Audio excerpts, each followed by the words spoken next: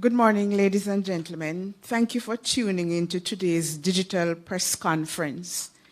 Before I proceed, let me take this opportunity to wish everyone a happy new year and a productive 2021. I will now highlight aspects of Jamaica's economic performance, starting with the gross domestic product for the period July to September 2020. The Jamaican economy declined by 10.7% during the third quarter of 2020 relative to the corresponding quarter of 2019. This was the result of declines in both the goods producing and services industries of 3.5% and 13.1% respectively. The economy continued to be negatively impacted by the spread of the novel coronavirus and the measures implemented to control its spread. And a reminder of some of these measures, they included the closure of schools, the prohibition of activities at places of amusement and bars, and the cancellation of entertainment events. When compared to the previous quarter of 2020, however, which is the April to June period, the economy grew by 8.3%. The relaxation of some of the measures implemented in the second quarter of 2020 to limit the spread of COVID-19 contributed to this performance. I will now review the performance in detail of the economy for the third quarter of 2020 compared to the similar quarter in 2019. The 3.5% decline recorded in the goods-producing industries was mainly attributed to lower output levels in the mining and quarrying and manufacturing industries. However, the agriculture, forestry and fishing and construction industries grew during the period. The mining and quarrying industry decreased by 20.7%. This was influenced by declines in the production of alumina and crude bauxite of 24.3% and 8.5% respectively. This was mainly due to the closure of the JISTV Alpart refinery and reduced demand for crude bauxite, particularly from China. The manufacturing industry declined by 10.9% as a result of lower output levels in both sub-industries. Food, beverages, and tobacco fell by 8.2%, and other manufacturing by 14.6%. The decline in the food, beverages, and tobacco sub-industry was primarily due to lower output levels in meat and meat products, bakery products, processing and preservation of fruits and vegetables, and alcoholic beverages. The fall in the other manufacturing sub-industry was mainly influenced by the decline in petroleum products due to factory downtime. There was a fall in output levels for all petroleum products. However, growth was recorded for non-metallic mineral products and chemical products. The value added for the agriculture, forestry, and fishing industry grew by 2.5%, when compared to the third quarter of 2019. This was influenced in part by the programs implemented by government to increase crop production, such as the distribution of input materials and the buyback program. Additionally, improved weather conditions in the latter half of the quarter led to increased production for short-term crops such as vegetables. Output levels in the sub-industry, other agricultural crops, and this includes animal farming, forestry, and fishing, grew by 3% during the quarter. Growth within the agriculture industry was, however, tempered by a 1.2% decline in the sub-industry traditional export crops. We'll now look at construction. Real value added for the construction industry increased by 7.7%. Growth was recorded in all groups, that is building construction, civil engineering, and building installation. The performance of the building construction was due to increased activity in both residential and non-residential construction. Civil engineering was impacted by increased levels of expenditure on road rehabilitation works and telecommunication infrastructure. Looking at the services industry of the economy, for the third quarter of 2020, activities in the services industries, especially tourist-related activities, transportation, commerce, recreation, and culture, continued to be significantly impacted by the measures implemented to contain the COVID-19 pandemic. The downturn in the global travel industry also negatively affected this segment of the economy. Stopover arrivals declined by 81.8%, and there were no cruise passenger arrivals during the quarter. Value added declined for all industries, with the exception of the producers of government services. Looking at specific industries, the hotel and restaurants industry declined by 65.2% due to a fall in output in hotels and other short-stay accommodation and in restaurants, bars, and canteens. The performance of the hotels and other short-stay accommodation was impacted by the 83.5% reduction in foreign national arrivals. The restaurants, bars, and canteens group was negatively impacted by measures implemented by the government to reduce the spread of COVID-19.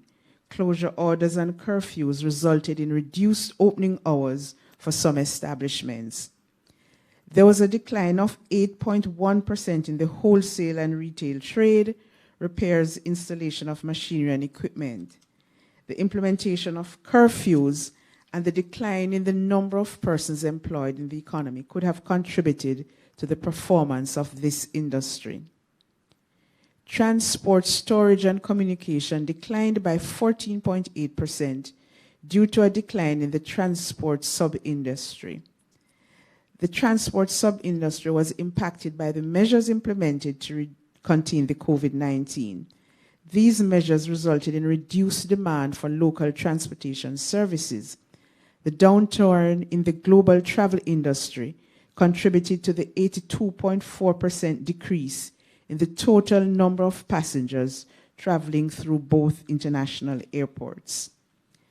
The finance and insurance services fell by 5.6%, and this was due to declines in all the sub-industries: monetary intermediation, other financial intermediation, and insurance services. The other services industries declined by 27%. This industry also continued to be impacted by measures implemented to limit the spread of COVID-19, such as curfews and prohibitions on entertainment activities.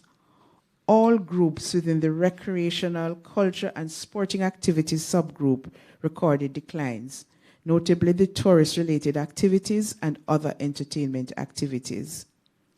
Electricity and water supply declined by 7%. This resulted from a reduction in consumption of electricity of 8.4% and water of 0.9%. And the last group we look at in the GDP is a real estate, renting, and business activities, which declined by 2.8% due to a fall in the real estate and business activities sub-industries. I will now turn to the Consumer Price Index for December 2020. The CPI is one of the most widely used statistics for measuring inflation.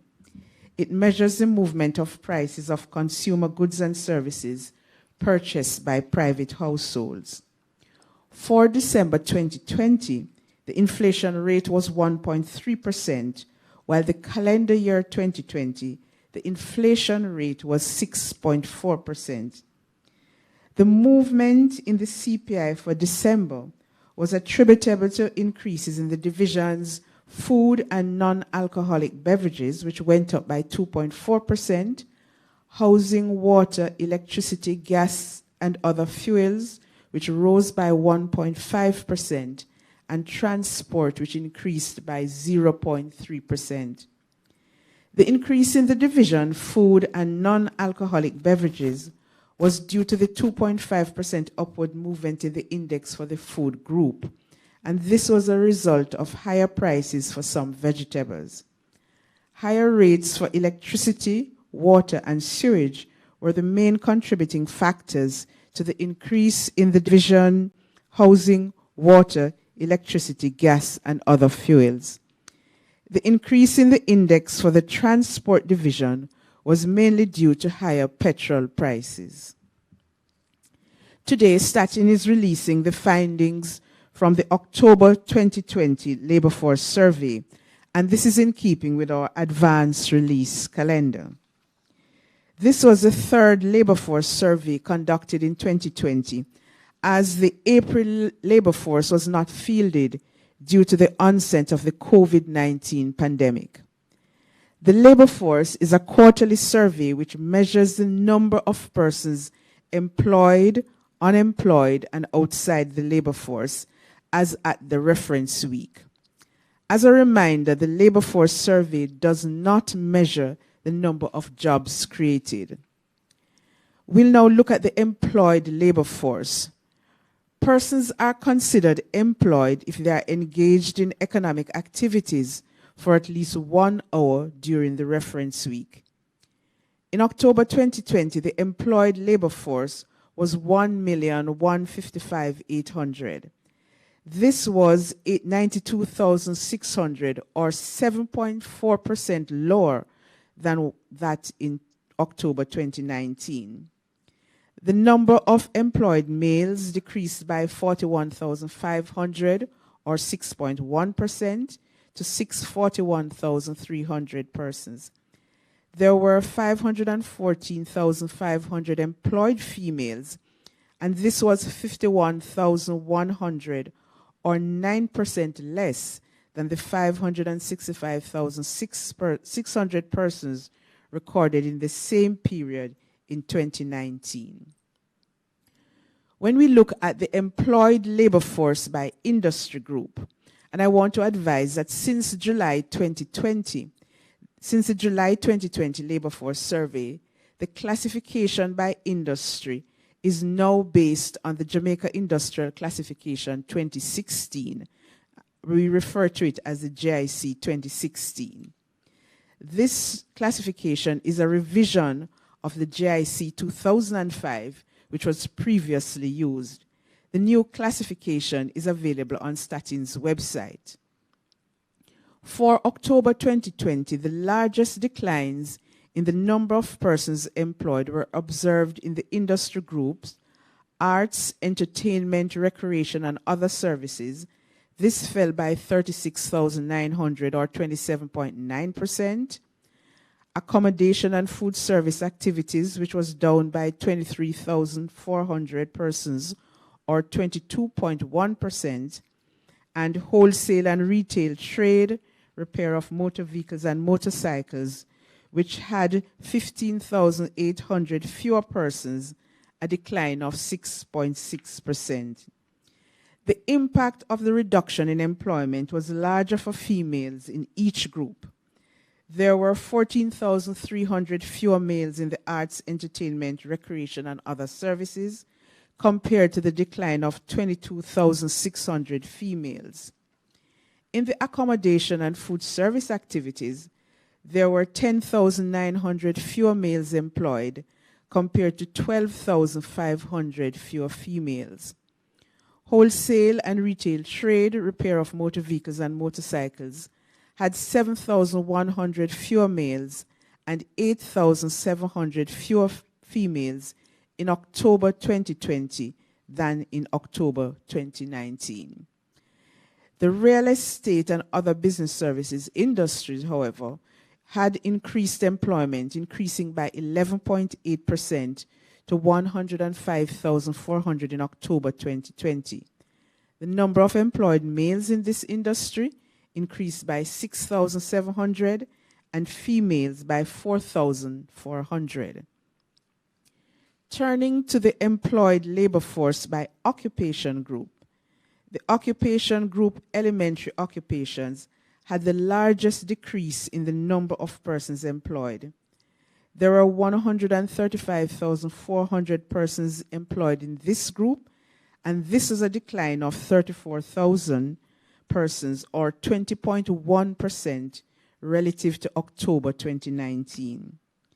The second largest decrease was in the group service workers and shop and market sales workers, which fell by 31,400. For males, the largest decline was in the group craft and related workers, which fell by 12,000 or 8.7%.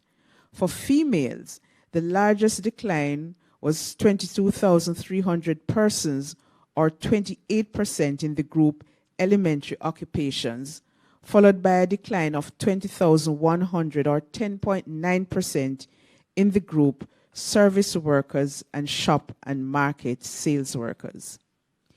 We will now look at the unemployment figures. In October 2020, there was an increase of 42.5% or 41,400 in the number of unemployed persons when compared to October 2019. The number of unemployed males was 60,700, an increase of 40.2%, while the number of unemployed females increased by 44%, or 23,700 to 77,100 persons. The unemployment rate for October 2020 was 10.7%, which was 3.5 percentage points higher than the rate of 7.2% for October 2019. The unemployment rate increased for both males and females. In October 2020, the unemployment rate for males increased to 8.6% from 6% in October 2019, and for females to 13% from 8.6%. The unemployment rate for youth, and we're talking about here ages 14 to 24 years, was 27.8% in October 2020. This was 6.7 percentage points higher than the same period in 2019. The unemployment rate for male youth was 23.3% compared to 18.2% in October 2019. For females, the rate was 33.4%, and this was 8.7 percentage points higher than the rate in October 2019. In the number of persons classified as outside of the labor force was 741,500 in October 2020, and this represents an increase of 50,100 persons, or 6.8%, when compared to October 2019.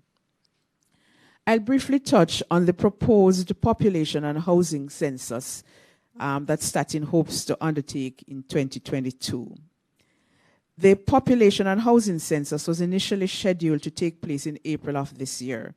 However, it was postponed due to the impact of the COVID-19 pandemic. The census is now planned for April 2022, and as such, I am pleased to announce that data collection for the pilot phase of the census will begin in February of this year.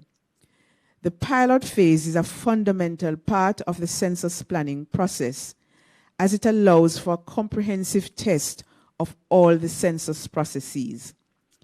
Data will be collected from a sample of dwellings selected from all 14 parishes. We are urging householders in the selected dwellings to cooperate with our census takers. In closing, I take this opportunity to acknowledge the work of the management and staff of the Institute. STATIN thanks our respondents who continue to take time out of their busy schedule to participate in our household and business surveys. We reiterate the need for continuous participation in our surveys. We also thank the respective ministries, departments, and agencies for making administrative records available for the compilation of statistics. The public can rest assured that all information provided to STATIN are kept in the strictest confidence.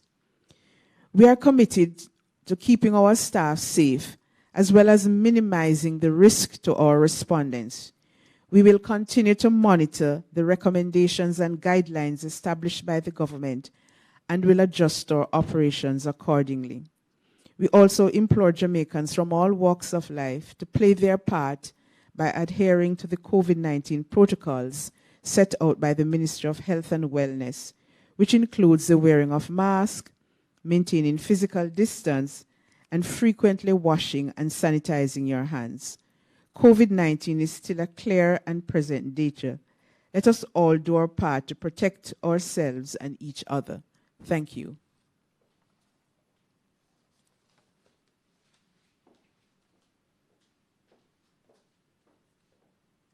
Thank you, Ms. Coy.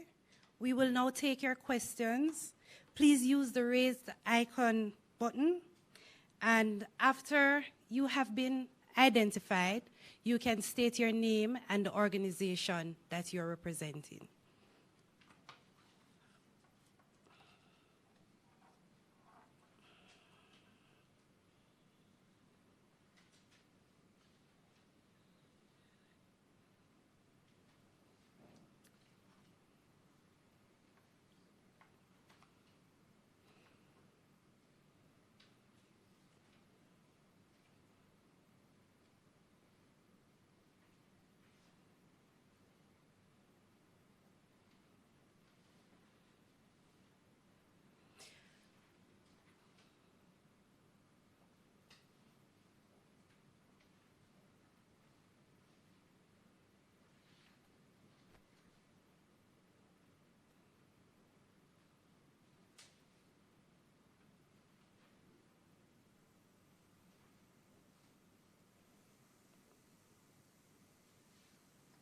Hello, are you hearing me?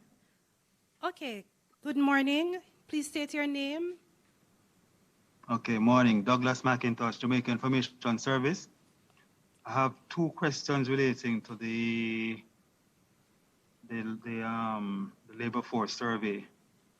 What accounts for the increase in the category real estate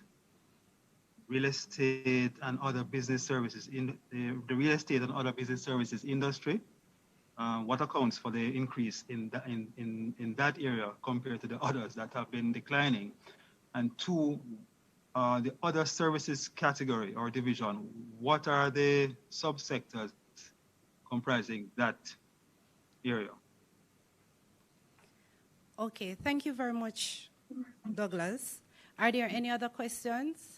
I'll just take a few questions, then Ms. Coy will be supported by Dr. Simpson, who is our Director of Surveys.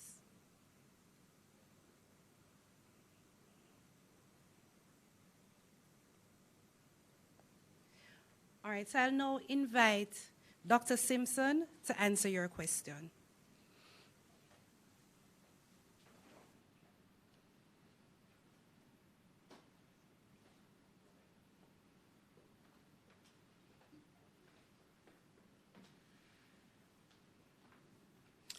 Hello, good morning, and thank you very much for that question. What I can tell you is what is included in the category real estate and other business services. This includes real estate activities, legal and accounting act of ed, offices, management consultancy, architectural and engineering act, advertising and marketing research, other professional, scientific, technical activities, rent and leasing, as well as office admin support and other business support, for example, photocopying activities of call centers and activities of collecting agencies and credit bureaus and packaging activities. So that's what I can say with respect to the specific industries I think you asked, or the specific groups where the increase was happening. I'm unable to speak to that at this present moment, because as you know, we produce the data at the broad level, at the broad category, which is real estate and other business services. So I can just for now tell you what is included in that, and it includes your BPOs, for example.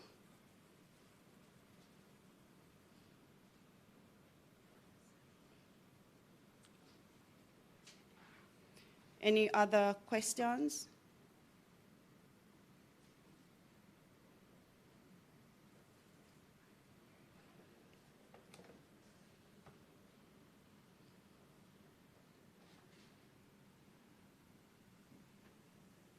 I have another question. It relates to the census or the pilot.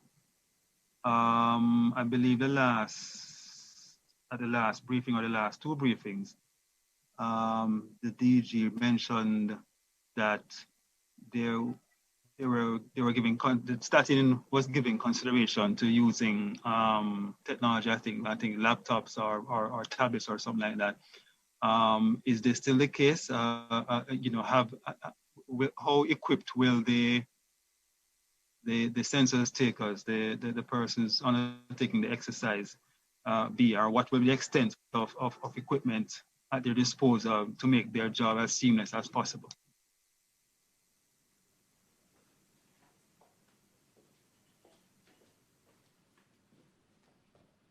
As I had said before, the next census will be a digital census. So the pilot, it's a smaller number of census takers. It's not the large numbers that we expect when we go out in the full census. And they will be using tablets. As you're aware, STATIN has converted its data collection for its household surveys to tablets. So it's a process, and we have the tablets in place. So we will be using tablets for the census.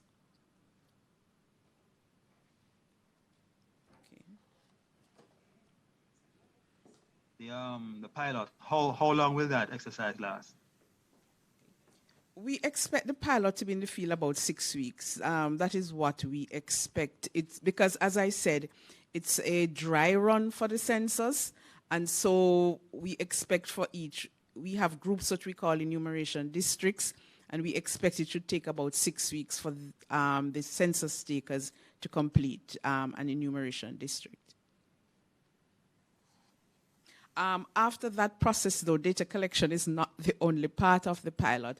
Once the data collection, we'll be testing our systems of uploading the data using the tablet, of the data analysis, and what are some of the issues in some of the processes, the recruitment process, the payment of our staff. So these are some of the processes that we will be testing, so that when we go to the full rollout of the census, we will know what are some of the issues that we have to deal with and correct in time for the census.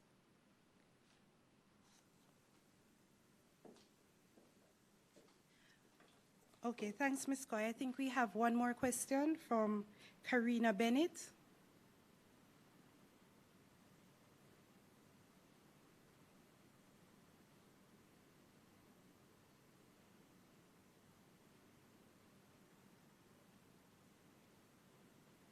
Hi, everyone. Morning. I was just asking whether or not we should expect another update on the impact that COVID-19 has had on households. Thank you very much for that question. Dr. Simpson will answer.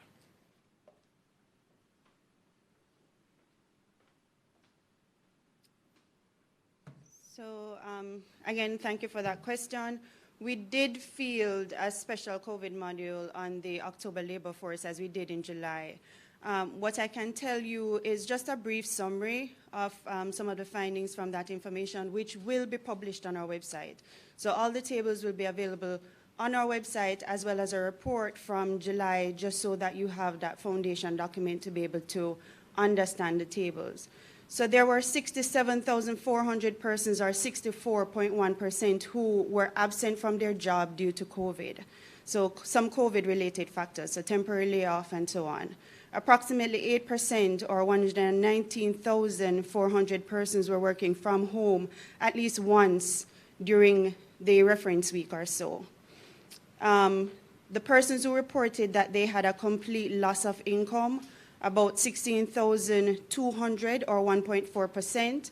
Partial loss, 528,800 or 45.8%. 558,000 or 800 or 48.4% said that their income was unchanged, and earned more income than usual was also a small 1.6%, about 18,900 persons. Just about a third of persons said that the work from home arrangement was a better fit for their family and social commitments outside of work. Another 27.3% felt it was different, but not better or worse. For almost one half, there were no challenges really. And then for those who had some amount of challenge during the period of working from home, they said things like childcare responsibilities presented somewhat of a challenge, and then excessive distraction or inability to focus and other home duties. So like I said before, the tables will be available on our website, as well as a report from the July 2020 labor force to have a reference.